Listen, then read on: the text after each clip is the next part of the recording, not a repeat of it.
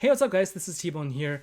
I wanted to do a quick introduction for the video they're about to see. It is a mini-series where I get to talk to different members of the Legendary community, and I've recorded the conversation and I can share them with you. Now, this isn't going to be the regular sort of content where I talk about the cards themselves, but we do talk about the game, and I get to hear many different perspectives from different players. Now, this mini-series has 4 episodes to start, and we will add more as well in a later date. So hope you enjoyed this episode and hope you enjoyed this series, and I'll see you next time. Take care. All right, so here we have one of our episodes for me talking to people in the Legendary community, and who better to be part of this than MTM, who you know from the forums as well as in the network app as one of the top people who answer questions. And we know him as somebody who does the spreadsheet, but of course we want to know more about MTM, more about what he does, what he is like. And so MTM, welcome to the show. How are you doing today? I'm great. Thank you so much for having me. Yeah, it's a pleasure. So tell me, MTM, since the last time we chatted, we've kind of, we've had you on the show before. You've been on some of my streams, and you've always seemed to have this knowledge of things just in your head. But I'm sure that's also probably because you work on your spreadsheet a lot. This is one of the perhaps one of the most useful tools that we know about, and I'm sure people would love to know more about the spreadsheet. So can you tell me more about, is this something that you only did for Legendary, or have you done this before in the past? What's your experience level like, and is this just something that you're doing for fun? Yeah, I tend to do it for a lot of games I play where there's information that I want to keep track of. I get tired of constantly looking up the same thing over and over and over again. And most games have like a wiki or something, but I mean Legendary has one, and I think it stops in 2017. So the spreadsheet started just as my personal record keeping, the same way you jot notes down on a piece of paper, and then it just grew and grew. People thought it was going to be useful, so I think I first posted it to Reddit, just in a random comment, like, oh hey, here's the thing, and then somebody online was asking for a list of things. I'm like, oh well, I have this spreadsheet. People are like, oh my god, what is this? And to this day, you can go to the forums and see Snapperweed's original response, which I believe was, Okay. So that is probably because there hasn't been anything like this for the game, and it continues to grow. And so if you take a look at the spreadsheet now, and I'm going to have a link of that in the video in the description as well, so you can check it out, any of the viewers there. You're always adding new things, and so I know that. But I do know, just from talking to you in the past, that it's become a little bit of a challenge just because of all the changes that's taken place. So how much time do you actually spend curating and maintaining this database? it varies a lot. I had it down prior to Legendary 3.0 where I could probably do a week's event in minutes. And if I wanted to add something new, it would just really depend on what the project was. A lot of times people just ask me for something, oh, did you do like the Dragoons and the Reforged? Those were just community requests, and I added them, and they take a little longer for me to do. But since we get those regularly, it's not a huge problem. What's been causing problems for me recently is they'll suddenly come out and be like, oh, hey, we added 4 more pink stars to things, and there's 500 more codex entries, and we're not going to really tell you how all of this works. You get to go figure that out on your own. Or the Reforged. We got like 3 new Reforged systems in 2 weeks. Right. And so when that happens, it tends to be more time than I probably should be spending on it. Well, we definitely appreciate that, because I can tell you there's so many times where other people have sort of mentioned that, oh, hey, MTM said that this character can now be reforged, or this card can be reforged, and that's usually where we all find our information. So I just want to say, thanks a lot for all the work that you put in there. Definitely is very much appreciated. And, something I've been kind of wanting to talk about too is you've started doing more articles, right? You started writing more for the Medium. Can you tell us more about that? Well, last year, a few times, they just reached out to me like, hey, could you do a top 5 list or something? Just the next day, and I would do that very quick. They would sort of edit it and put images in, and it was very informal. And then a while back, they said, hey, they'd like to have me on like a regular schedule, doing an article a week, and more like in a more professional fashion. And so I've been doing that, and it's been a lot of fun. Yeah, that's good. The feedback was amazing. Mm-hmm. And it's just interesting to be able to sort of do a longer form discussion of a lot of these things. Right. Especially since most things for Legendary are the app or stuff like that. There isn't a place to have a long, thorough description of a topic.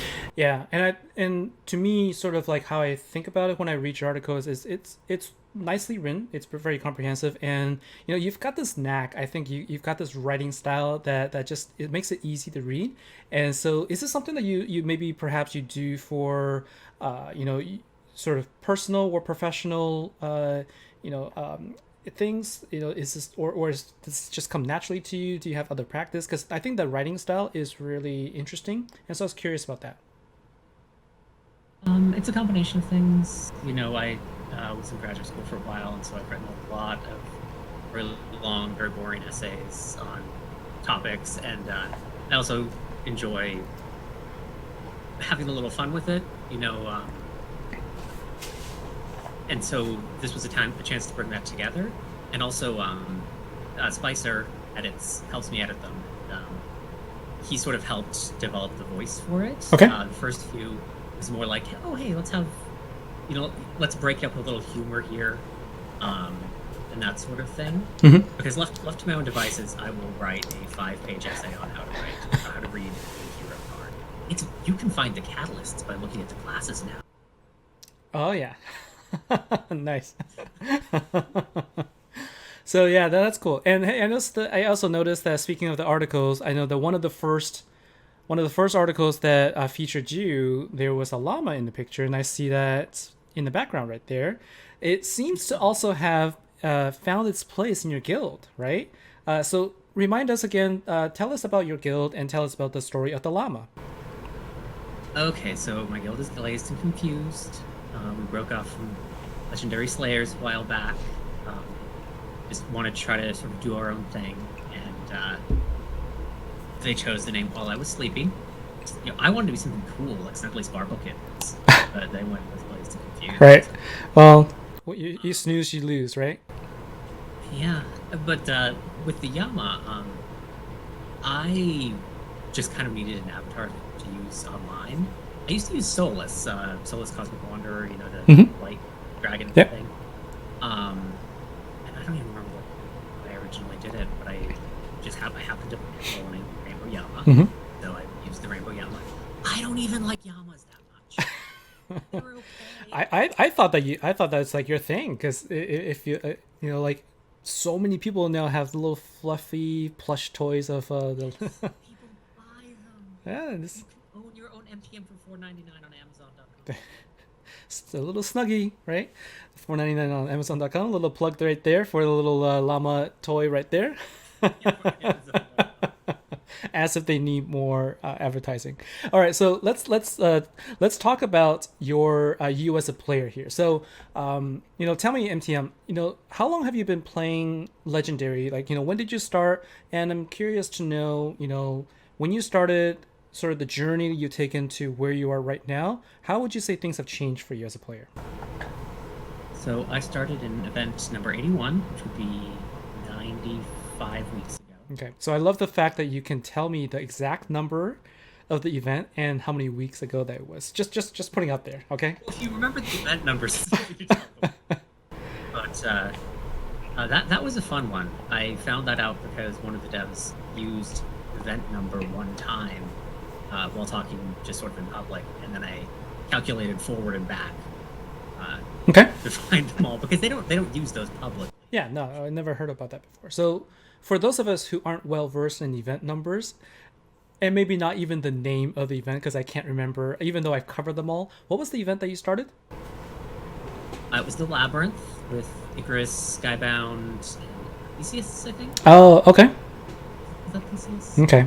So Icarus was the water gem, the first water gem fall type card that would increase the number of gems that the number of gems that would drop when you destroy the board. So for everybody who is going to be looking up, that's what Icarus does. Okay, that was a good event. Totally broken, by the way. Yeah. If you look at the videos from back then, it's like, oh man, that and co-op, Mm-hmm. it just ruined the game. Oh yeah. Destroyed everything. Nothing's gonna be able to survive it. Oh yeah. I definitely had that in my deck videos as well from then. So I will also have a little, maybe I'll have a card for that particular video, so you can check it out as well.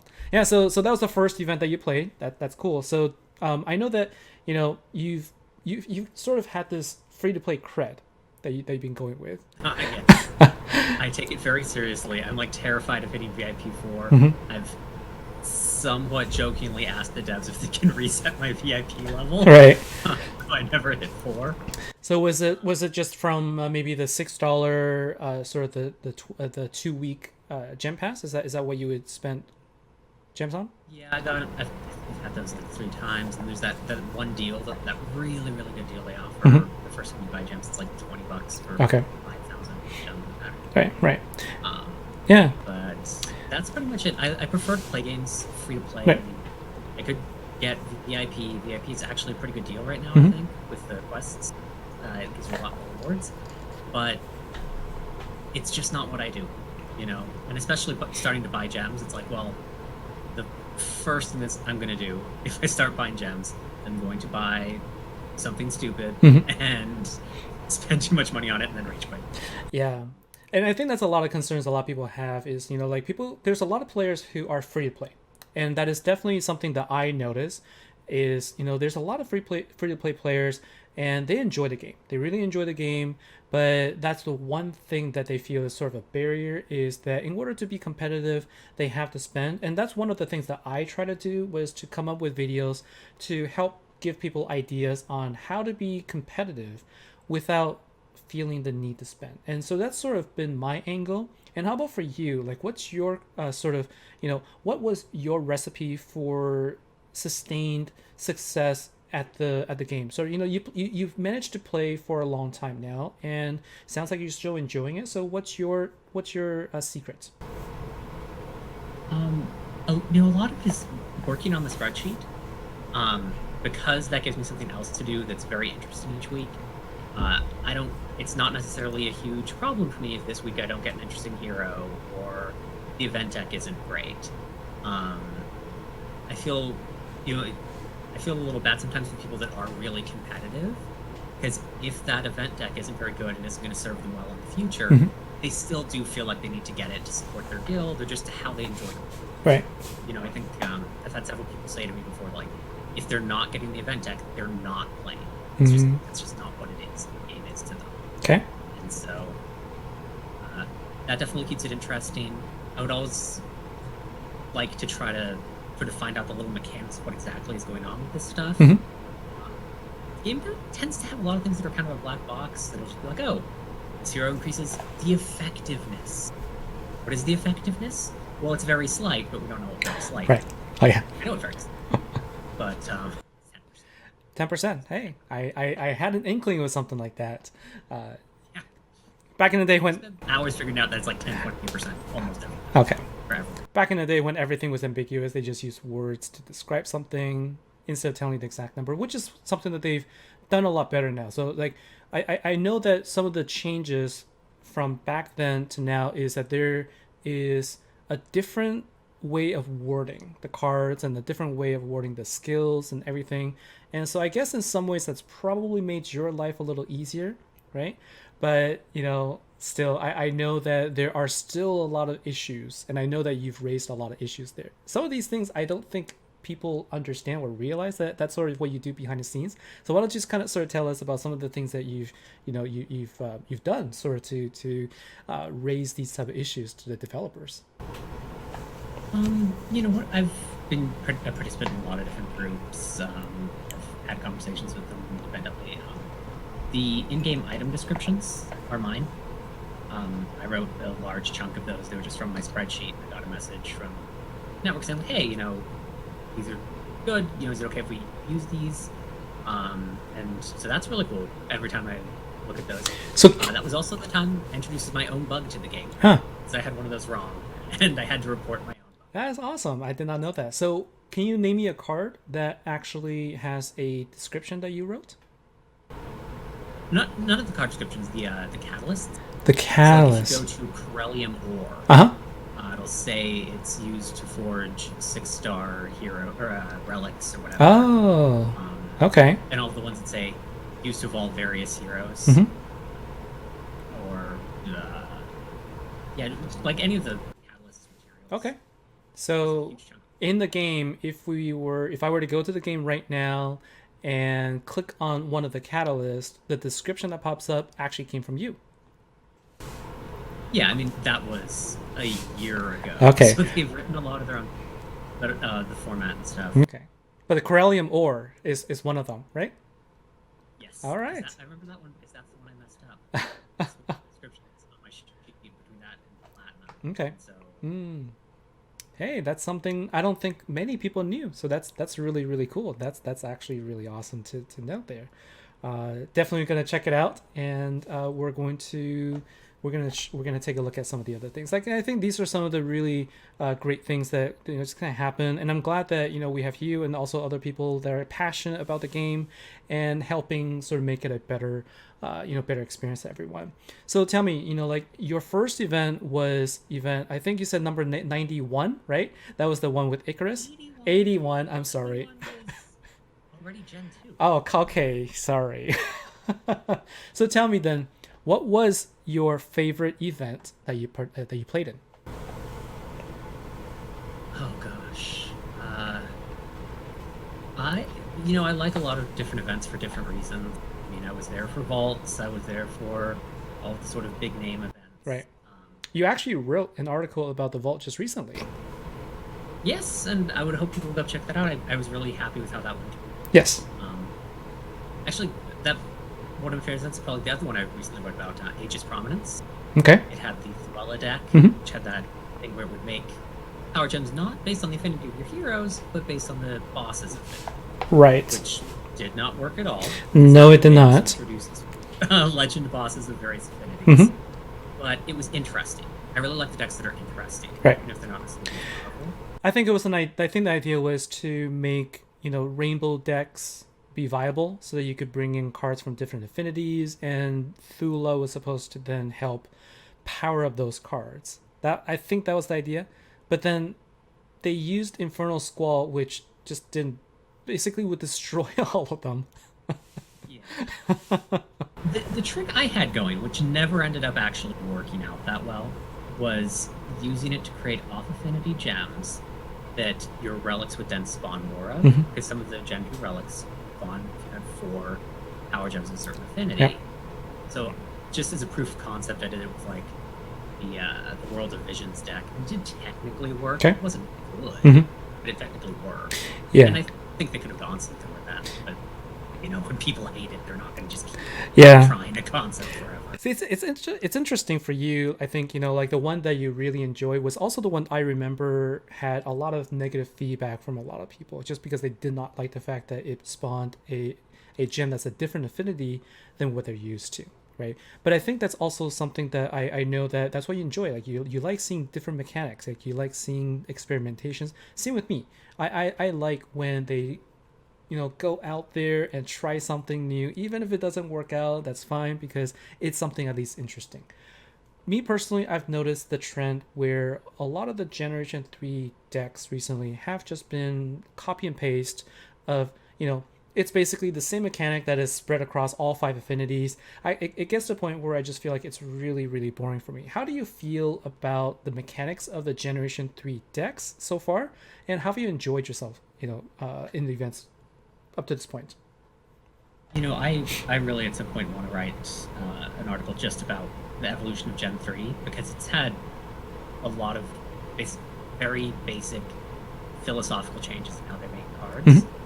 The first 9 weeks, it was no internal skill chains. Every card was, I'm not going to say generic, but it was designed to be able to use anytime, like Skyswarm Vagina, Mm-hmm. who just Awesome card. Love that card. Yeah, and it's amazing. You can pair that up with anything. Yep. It'll do something interesting. Yep. Unfortunately, people kind of hated those. You can go look at the forums now. a lot of people found them samey. They just weren't fans of them. Mm-hmm. People liked these decks with distinct feelings, and as much as I enjoyed that, like I'm not very well going to tell the devs, no, you should really just cater to me. I mean, I don't pay you. Right, I don't buy anything. You should definitely do what I want. I mean, why not? I mean, they should, right? Totally. That's how I feel too. It'll be like, hey, come on. Well, you should be listening to me. Yeah, that's always the hard part, right? Right. You just sort of have to accept that, I really love this mechanic. Mm-hmm. It is terrible, and the game needs to stop. Right. You just have to go up to them and say, all right, Neil, Dan, I'm MTM. All right. That's all you have to say. This is me, MTM. Every so often somebody would be like, oh, I wish you did the game or whatever. I would run this game to the ground in 1 week, and people would be begging to have the decks. It would be Thuella decks as far as the eye goes. Okay. So maybe that's one good strategy to have you come on and just completely change the game in the 180 degrees, and make people realize, oh, actually, it was better all along. I see. I thought Castile was weird. Right, I gotcha. All right. So then, what's interesting is like, outside of the game. So obviously there's a lot of passion for Legendary. And one thing that I kind of wanted to ask is like, okay, so what else, what are some of the other things that we don't know about MTM? So you mentioned the thing that I learned is you actually wrote some of the description for the Catalyst, which I thought was really awesome. But what about outside the Legendary game? Anything interesting that you want to share? Like, what are some of your side projects? Anything that's interesting going on that want to share with us? I wouldn't say I really have my side projects are Legendary stuff. Mm-hmm. Like I'm working with Darius Z right now. Is that great Legendary Yes. website? Mm-hmm. And he's porting my Heavenly Spire information into that, so that people will be able to just enter a Spire level and get all the heroes that they want, all the information rewards in an easier fashion. Okay. And so when it comes to things that people would be interested in, something like that, I don't think anybody's super interested in how many IHs are doing. They're doing well. Mm-hmm. But okay. Sounds like an evolution of the spreadsheet, so that instead of just it being a flat file, where there's going to be images and making it easier for people to get access to the cards that they're looking for, right? And so you're working with Darius Z on that. That's really cool. Yeah, I mean that's the I love when people take the information from the spreadsheet and use it for their own projects. On Game of Zeros, Fear and Cloud also translated some of the Heavenly Spire stuff. Right. I've had a lot of people wanting to make sort of card databases. Most of those projects haven't gone very far because it's such a large undertaking. Mm-hmm. But it's just always amazing to see the sort of raw data I've accumulated be turned into something that is more accessible. Okay. Cool. Well, some of the things I also wanted to ask you too. As of this recording, we are just about to start the event for it's a Water Slayer event, and it's I forget the name already. It's something about Shoreline Smackdown. That's it. So as of this recording, we're doing Shoreline Smackdown, and kind of wanted to ask your opinion too, and that is, a lot of people have been talking about how Generation 3 compared to Generation 2 is just not what they expected, or they just feel differently about it. Some like it, some don't, and for some people that's all they know, right? And having been through all the different generations, how do you feel Generation 3 has been, like in terms of execution? Like, has it met your expectations, and how would you have liked to see it work differently? So that first new meta period of 9 weeks, I really enjoyed. There were a lot of problems. We had a few weeks where people couldn't play. There's always little issues that come up. I really did not like 3.0. 3.0 very nearly made me quit the game. It's been kind of rough because I haven't necessarily agreed with the direction of a lot of things. Right. And particularly rapid changes in the direction that we're not really warned about. Mm-hmm. I mean, I had a lot of high hopes for Legendary Roadmap, but they just haven't been making use of it. Sort of like you've got a map and it says, eventually there will be a river. Maybe other things before that river. Right. But someday there will be a river. Okay. And so right now it's okay, but I really agree with you that a lot of these decks are not super interesting. They don't necessarily play well with each other. The hard part is some of the ones that I do think are more interesting tended to be super unpopular. Right. That first Light Slayer deck with May and the UF is Swinelord Strike Team. That's had a lot of continued use, Right. but at the time it was super unpopular. Yeah, there are definitely, I think, to your point too, I think some of the decks that have come out have bad reception but turn out to have more viability. But that's sort of few compared to all the. I mean, we're now on to like the fourth iteration of the Generation 3 at this point. We've got four different Water Slayer decks to this point, and I just gave a review of it. I think it's the second lowest rank Generation 3 deck for water, in my opinion, based on what I saw. And so it is, to me, I do kind of also wish that they would go in a different direction. So, how would you want it to see, like, if you now, you're gonna say you're gonna want to throw all over the place, but what would be the one thing that you would change? No, I mean, if I was more serious, I think there's a lot of inspiration that can be taken from Generation 2, and recently they've been more okay with just full on bringing that stuff over, like the reforged Player Celebration deck. I would never have thought that would be appropriate Gen 3 deck, but they just brought it over pretty much straight. Right. Other than the capped intensity, which is mandatory. Yeah.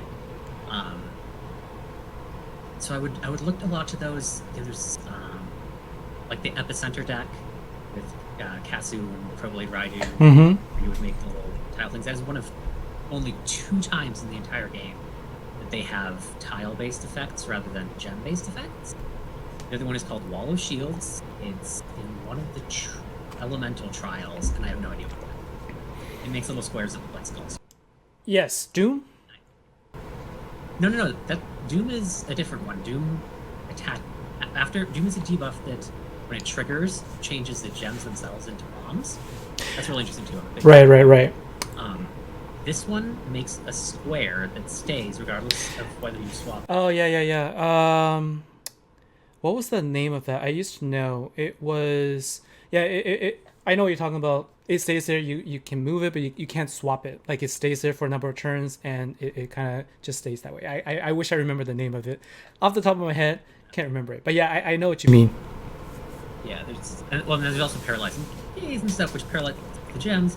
There's a lot of interesting board effects and mechanics that they will use once, and then just That's actually very true. I think what we're lacking here is there isn't really. So we have Aegis, right? Aegis is sort of that environment sort of debuff there, but I really kind of feel like the ones from the elemental trials that you mentioned, some of the other things where the board itself gets impacted, I think those would sort of bring element there as well. So those are some good ideas as well.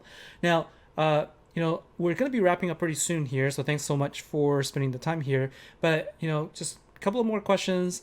For you, being a mostly free-to-play player, right? I can't say you're completely free-to-play because you did splurge on the 3 packs. Come on now, right? So as a moderate spender, for this game, for this game is like Private Island. That's true. Okay. I mean, like that's for you. I mean, that's probably like a drop of water in the ocean. But we're just gonna say that being a moderate median spender here, almost like a whale, like a tadpole sized whale here. Basically, yes. I mean, almost right. How do you feel about the crystal packs? I still have very mixed feelings. I was asked about this on Game of Zeros. I think there's advantages in that it is a lot more fun to draw. And even before they came out, I was saying that there's almost nothing left in this game that you can open a pack and have something inside. You get a piece of advancement towards some goal normally. Yeah. That might be your last piece of advancement, but that's not as much fun as the screen turning goal that Trumpets playing. I don't think Trumpets actually play, but I always hear them when I see that. Yeah. Honestly, they should just do that for like every card. Like it's so much fun to get that gold back card. I have yet to see. Yeah, I would definitely be interested in more of that. But like, I have yet to see a previous Master Collection card be included, even though it's possible. I have yet to see an example of one, so I would love to see that get bumped up a little bit more. I always say they should just be more generous, right? More generous with Yeah, things. especially for Gen 3. I mean, part of the idea was result over time, and that's really not being a thing. Yeah. You get them week of, value drops a lot after that, but it's killer. Mhm. It's going to be as useful, and it's only in rare circumstances or for heavier spenders, such as myself. Yeah, hey, To get these.